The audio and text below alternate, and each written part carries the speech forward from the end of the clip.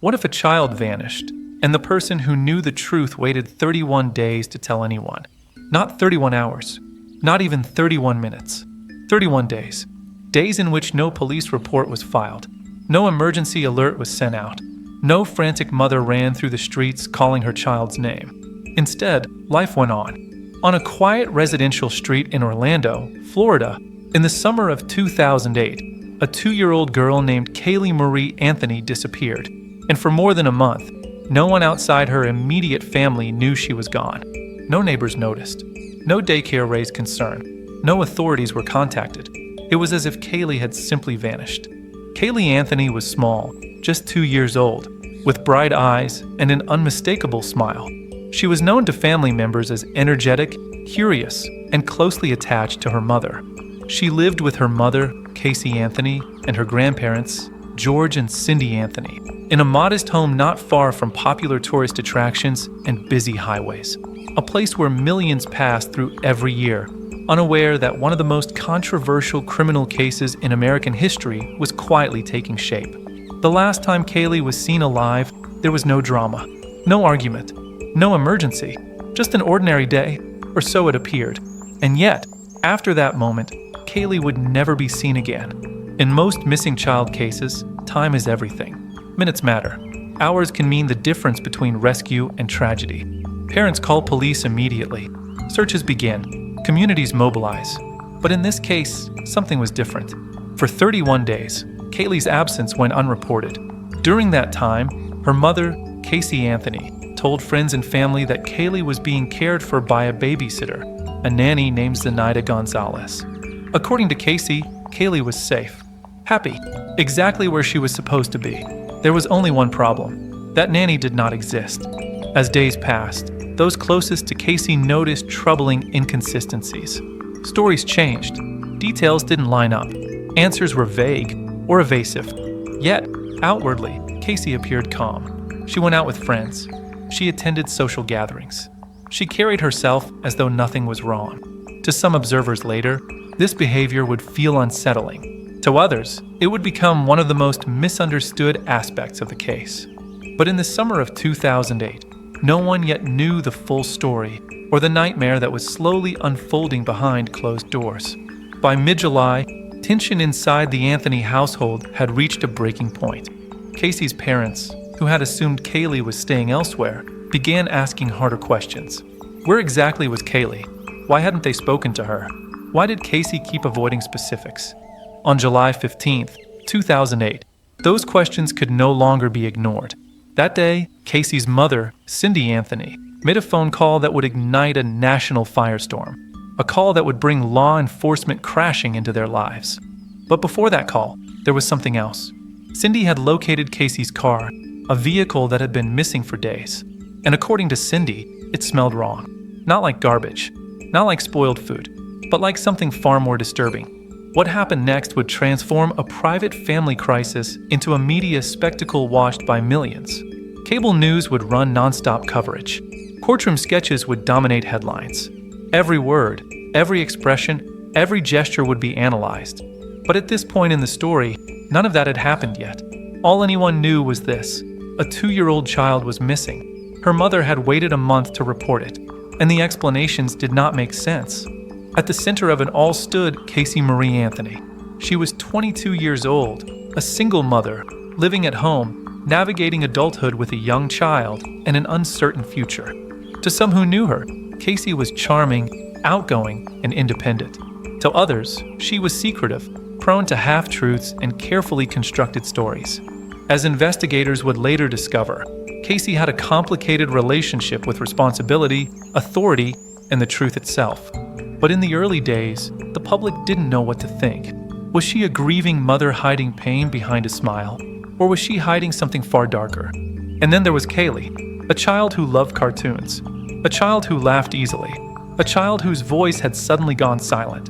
Photos of Caylee would soon flood television screens across the country, her face becoming instantly recognizable.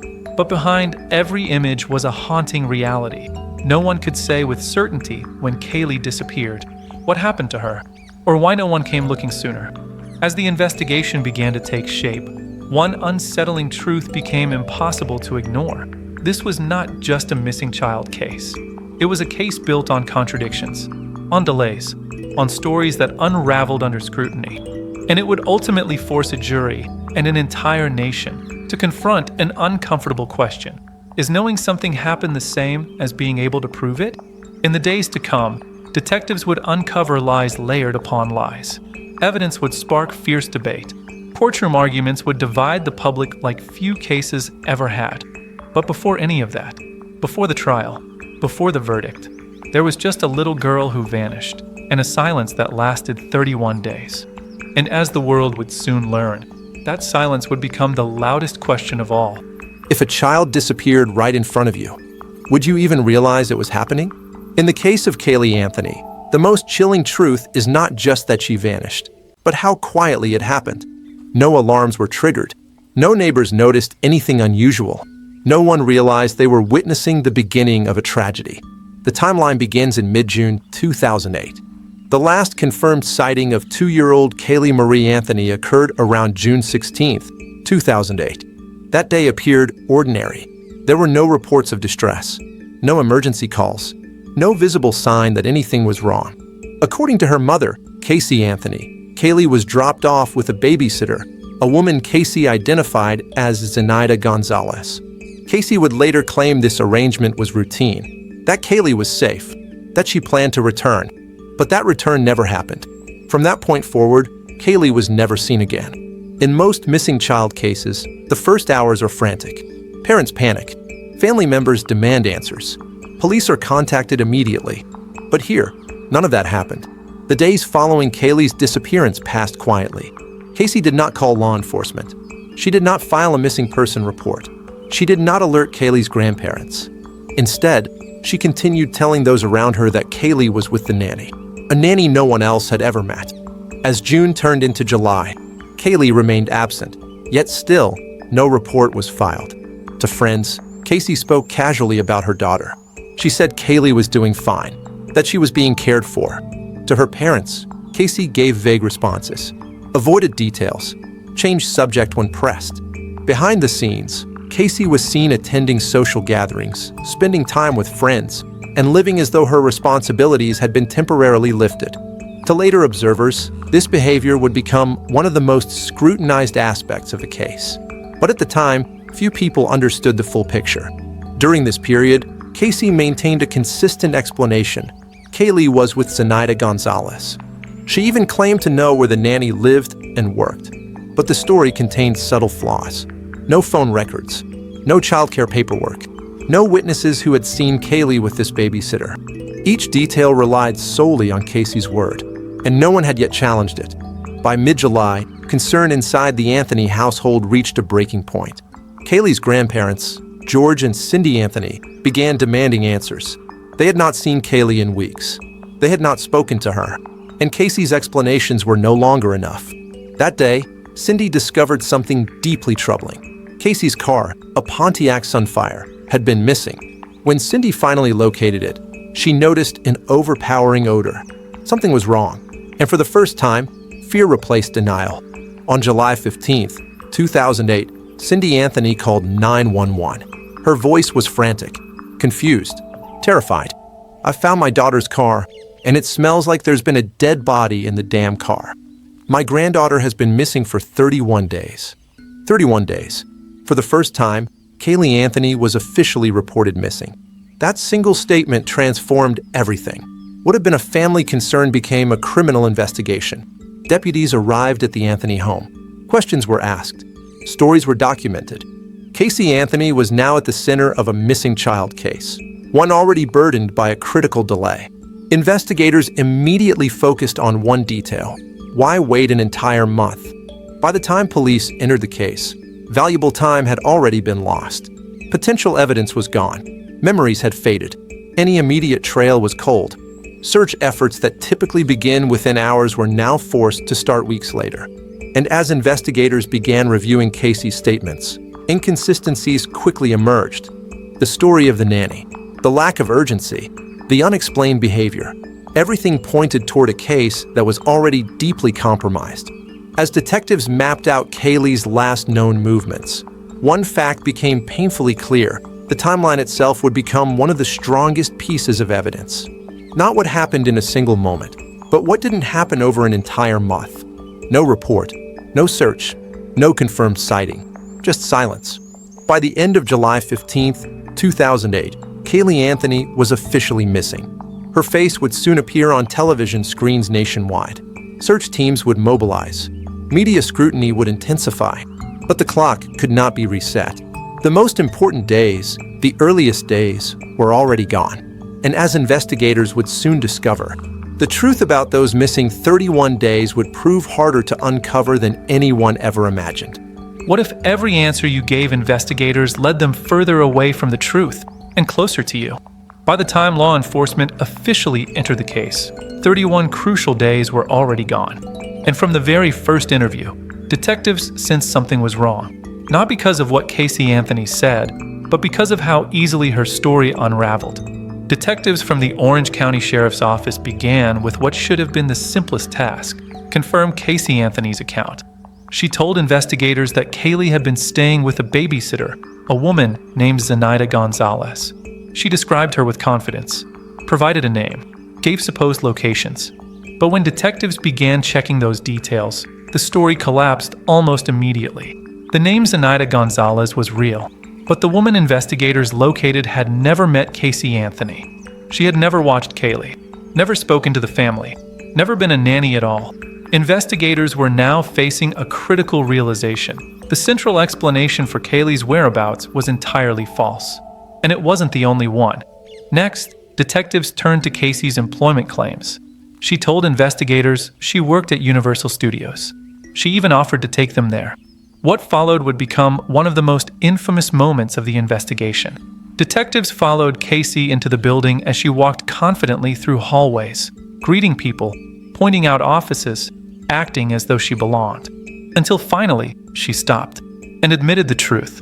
She didn't work there. She never had. It was all a lie. With each interview, the pattern became clearer.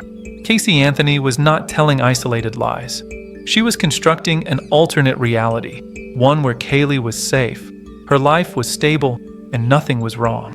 To investigators, this raised serious questions. Why lie about a nanny? Why fabricate a job? Why delay reporting a missing child? Each falsehood tightened the focus of the investigation. Then came the vehicle. Caylee's Pontiac Sunfire was seized and examined by forensic teams. According to Cindy Anthony, the car emitted a smell unlike anything she had encountered before, a statement that alarmed detectives. Forensic testing would later suggest indicators consistent with human decomposition, though no body was present when the car was recovered. This finding would become one of the most fiercely debated pieces of evidence in the entire case. To prosecutors, it suggested Caylee had been inside the vehicle. To the defense, it was inconclusive and unreliable. But to investigators, it was one more sign that Caylee had not simply vanished. With Caylee officially missing, search teams were mobilized. Volunteers, deputies, and professional search units combed nearby areas, especially wooded lands surrounding the Anthony home. The effort was massive. Helicopters, search dogs, ground crews. But the delay had taken its toll. Weeks of Florida heat, weather, and foot traffic had erased critical traces. Each day without results added urgency and pressure. As investigators worked, the case exploded in the national spotlight. News vans lined the streets. Headlines ran nonstop. Caylee Anthony became a household name. Every move she made was broadcast and dissected. Her demeanor, calm, sometimes smiling, drew intense scrutiny. To many watching, it felt wrong. But investigators knew appearances alone were not evidence. They needed facts, proof, something concrete. As the investigation deepened, detectives examined Caylee's behavior during the 31 days Caylee was missing. Phone records, social interactions, statements to friends. They found no sign of panic, no urgent attempts to recover her child, no report to authorities. Instead, they saw a young woman living as though Caylee's absence required no explanation. For investigators, this wasn't proof, but it was deeply troubling. Nearly 6 months after Caylee disappeared, the case took a devastating turn. In December 2008, A utility worker made a discovery in a wooded area less than half a mile from the Anthony family home. Human remains. Law enforcement responded immediately. Forensic analysis later confirmed what many feared. The remains belonged to Caylee Anthony. The investigation was no longer about a missing child. It was now a death investigation. Caylee had been gone for nearly half a year. The location raised new questions. How had the remains gone unnoticed for so long? Had earlier searches missed them, or were they placed there later? The answers were unclear and would remain so. Despite months of investigation, detectives faced a difficult reality. There were no eyewitnesses. No definitive cause of death could be determined. Much of the case rested on circumstantial evidence and behavioral analysis. Yet, one conclusion was unavoidable. Every road led back to Caylee Anthony. Her lies, her delay, her explanations that never held up. The investigation had narrowed, but proving what happened would be another challenge entirely. By the end of 2008, Caylee Anthony had been found, but the truth behind her death remained elusive. Detectives believed they knew who was responsible, but believing something and proving it in court are not the same. And as the investigation moved toward arrest and trial, one question loomed larger than all the others. Would the evidence be enough? When a child is gone and the truth is uncertain, do you follow the evidence or the behavior? By the time Caylee Anthony's remains were identified, the investigation had reached a point of no return. The search was over, but the questions had only just begun, and slowly, inevitably, suspicion narrowed toward one person, Caylee Anthony. There were no eyewitnesses, no surveillance footage, no definitive cause of death. Yet despite these gaps, detectives and prosecutors believed the case pointed in a single direction, not because of a single piece of evidence, but because of a pattern, a month-long delay, a fictional nanny, fabricated jobs, contradictory explanations, and a mother who never reported her child missing. To investigators, these were not random mistakes. They were signs of something deeper. To understand the motive, prosecutors first focused on who Caylee Anthony was in 2008. She was 22 years old, a single mother, living with her parents, struggling with independence. Friends described her as outgoing, social, and eager to live freely. Family described her as secretive and resistant to structure. Prosecutors would later argue that Caylee felt trapped by motherhood, burdened by responsibility she no longer wanted. And according to their theory, Caylee stood in the way of the life Caylee wanted to live. The state's argument was clear and controversial. Prosecutors alleged that Caylee intentionally caused Caylee's death to free herself from parental obligations. They claimed she used chloroform, rendering Caylee unconscious, and then attempted to conceal what happened. They pointed to internet searches, forensic findings. The odor was detected in Caylee's car, and duct tape was found near Caylee's remains. To the prosecution, these details painted a disturbing picture of planning and concealment. Not an accident, but an act followed by a cover-up. One of the prosecution's strongest tools was the behavior of the accused. Caylee's actions during the 31 days Caylee was missing were presented as evidence of motive. They highlighted the lack of urgency, the absence of visible panic, her social activities during that time. In court, prosecutors argued that Caylee behaved like someone who knew Caylee was never coming back. To them, the motive was freedom from responsibility, from judgment, and from the constraints of motherhood. But the defense told a very different story. They rejected the idea of premeditation entirely. Instead, they presented a theory centered on accident and fear. According to the defense, Caylee drowned accidentally in the family swimming pool, a tragic incident that spiraled out of control. They claimed Caylee panicked, and in that panic, made devastating decisions. The defense went even further. They alleged that George Anthony, Caylee's father, played a role in covering up the incident.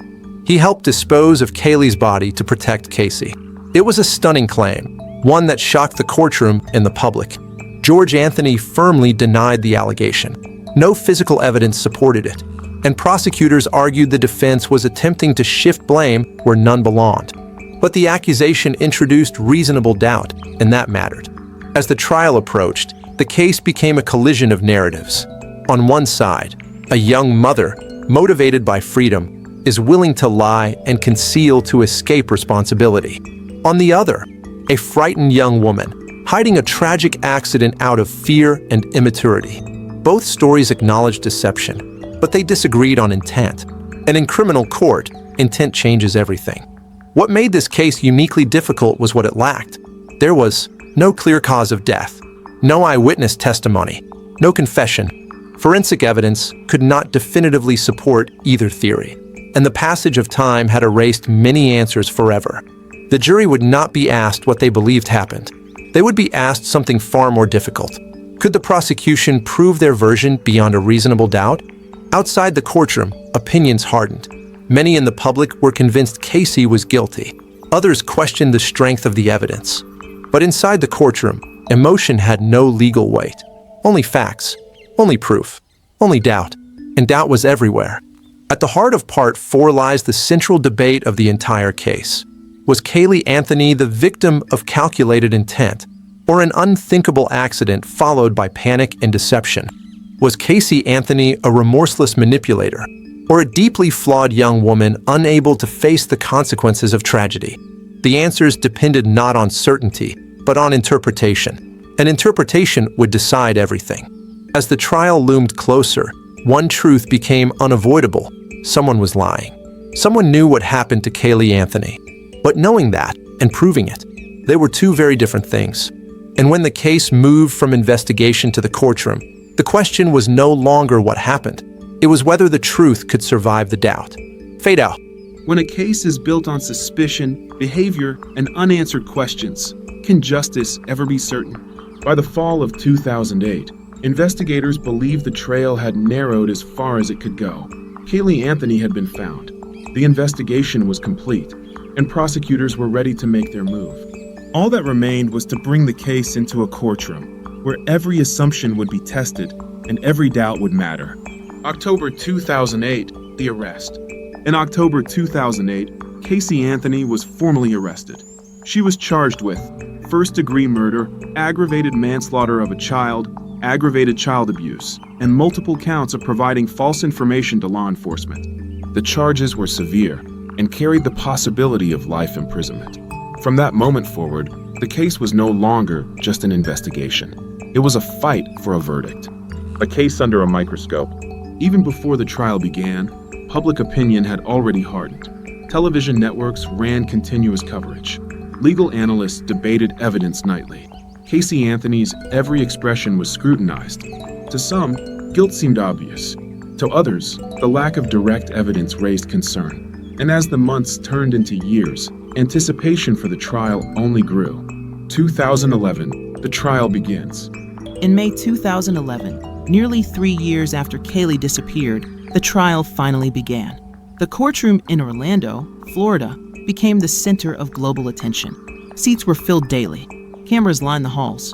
Millions watched from home. The state laid out its case first, a narrative built on circumstantial evidence, forensic interpretation, and behavioral patterns. The defense prepared to dismantle it. The prosecution's case. Prosecutors argued that Caylee Anthony intentionally caused Caylee's death and then lied repeatedly to avoid responsibility. They emphasized the 31-day delay in reporting Caylee missing, the fictional nanny, fabricated employment, forensic findings tied to the car, internet search activity. They told jurors that Caylee's death was not an accident, but a deliberate act followed by concealment. Yet prosecutors faced a major obstacle. There was no clear cause of death. And without that, the case rested heavily on interpretation. Emotional testimony. Some of the most powerful moments came from family testimony. Caylee's parents, George and Cindy Anthony, took the stand. Their testimony was emotional, complex, and at times contradictory. They described their relationship with Caylee, their love for Caylee, and the shock of discovering how long Caylee had been missing. For jurors, these moments humanized the case, but also revealed how fractured the family had become. The defense response. The defense did not deny that Caylee Anthony lied. Instead, they reframed those lies. They argued Caylee was immature, fearful, and deeply flawed, but not a murderer. They attacked the lack of direct evidence, the absence of eyewitnesses, the inability to determine a cause of death. They claimed the investigation was rushed, biased, and driven by public pressure. And most importantly, They argued the prosecution had not met the burden of proof. A battle of experts. Forensic experts took center stage. Each side presented specialists who interpreted the same evidence differently. Was the odor in the car truly evidence of decomposition? Were internet searches incriminating or misinterpreted? Did the physical evidence prove intent? Jurors were forced to weigh conflicting expert opinions, often hearing completely opposite conclusions drawn from the same facts. The jury's burden. In criminal court, belief is not enough. Jurors are instructed to convict only if guilt is proven beyond a reasonable doubt. And in this case, doubt was everywhere. The jury was not asked to decide what probably happened. They were asked to decide whether the prosecution had proven its case without question. 33 days of testimony. After 33 days of testimony, hundreds of exhibits, and countless hours of argument, the case was handed to the jury. The courtroom fell silent. The world waited. July 5th, 2011, the verdict. On July 5th, 2011, the jury returned with its decision. Caylee Anthony was found not guilty of first-degree murder, aggravated manslaughter, aggravated child abuse. She was convicted only on misdemeanor counts for lying to law enforcement. The reaction was immediate. Gasps, shock, outrage. Many in the courtroom could not believe what they were hearing. Public reaction. Outside the courthouse, emotions erupted. Some wept, some shouted, some demanded justice. To many, the verdict felt like a failure, a child lost, and no one held accountable. To others, it was the legal system functioning as designed, refusing to convict without proof. The case divided the nation. Legal reality versus public perception. The verdict did not declare Caylee Anthony innocent. It declared that the prosecution had not proven guilt beyond a reasonable doubt. That distinction would become one of the most debated aspects of the case. Justice, to the law, is not about certainty, it is about proof. And in this case, proof fell short. Closing beat of Part 5. The trial was over. The courtroom emptied. But the controversy had only begun, because while the law had spoken, millions were left asking the same question: was justice served, or was the truth lost to doubt? When a courtroom falls silent and a verdict is read, does the story end, or does it only begin? On July 5th, 2011, the legal case against Caylee Anthony came to an official close. The jury had spoken. The court adjourned. The law had reached its conclusion. But outside the courtroom, and in the minds of millions, the case of Caylee Anthony was far from over. More than a decade later, the case remains one of the most controversial verdicts in American history, not because of what was proven, but because of what wasn't. No one has been legally held responsible for Caylee Anthony's death. There was no second trial, no new charges, no final explanation that tied every loose end together. For many, the verdict left a permanent sense of unfinished business, a feeling that the legal process had ended, but the truth had not been fully revealed. In the years following the trial, Caylee Anthony largely disappeared from public view. She avoided the spotlight, lived quietly, and rarely spoke publicly. But whenever she did, through interviews or documentaries, the reaction was immediate. Public debate reignited. Opinions resurfaced. Emotions flared.